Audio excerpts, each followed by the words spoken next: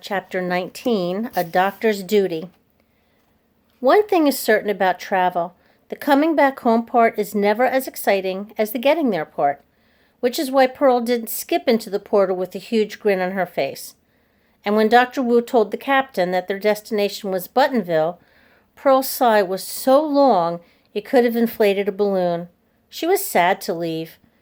The only unicorn back home was the tiny plastic one inside her Pony Parade board game.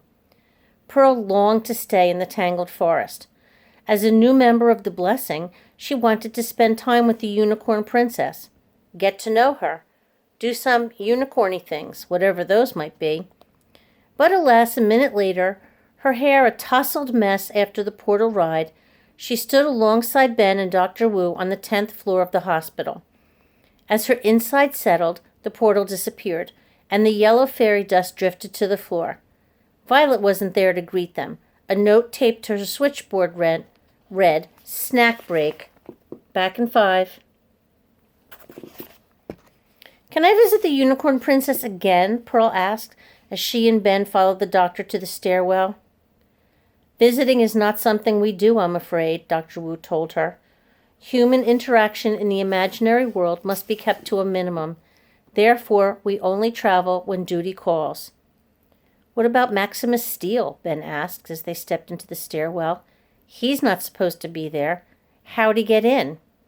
An excellent question, Pearl thought, and one she wished she'd asked.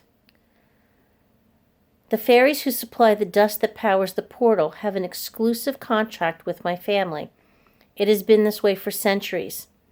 One human doctor, one contract. How Max got inside is a mystery." She started down the stairs, her steps quick and graceful. "He took the rain dragon's horn," Pearl said, keeping pace beside the doctor, "and now he wants a unicorn's horn. How can we stop him? Are there police in the imaginary world? My Aunt Millie would be happy to go and arrest him." "The laws in the imaginary world are not the same as ours," Dr. Wu explained. They wound down the staircase, past floors 9, 8, and 7. "We are not supposed to interfere. I sprayed the flesh eater out of necessity, but that was only because you are my apprentice and I am responsible for your safety. You needed my protection." This didn't seem right to Pearl, but they passed floor 6. "But Maximus Steele is a human like us. How can the creatures protect themselves from him?" The doctor didn't answer this question. She quickened her pace. When they reached the 2nd floor landing, she opened the door and headed down the hall. Pearl and Ben soon found themselves in the familiar room that was Dr. Wu's office. As usual, it was crowded with crates and odd things, like giant bones, rainbow feathers, and jars of dead insects.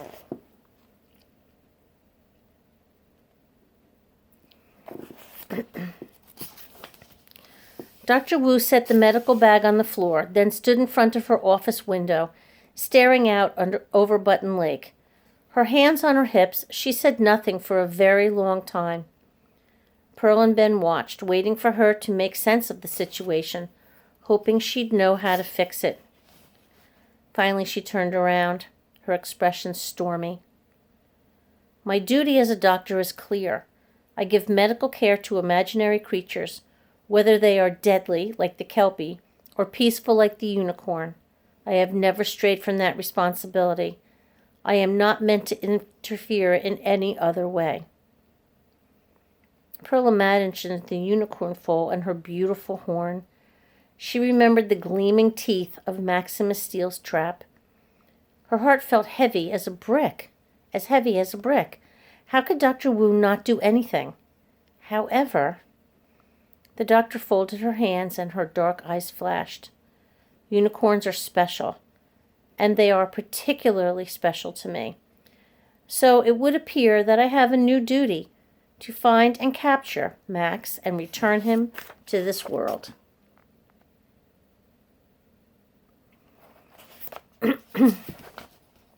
"Yay!" Pearl and Ben cried. Dr. Wu didn't smile. She sat into her desk chair. Then she pulled 2 pieces of paper from a drawer and wrote on them, "You have each earned a certificate of merit in the art of saving a unicorn foal." She handed the certificates to Pearl and Ben. Thanks, they both said. She nodded. You may go now, she said, her voice heavy with exhaustion. Guess we'd better trim those nose hairs, Ben said after tucking his certificate into his pocket. Yeah, okay, Pearl grumbled. She turned to leave, but one more question needed to be asked. Dr. Wu, why are the unicorns special to you? With her four-fingered hand, Dr. Wu pulled back her hair, revealing a silky strand of white.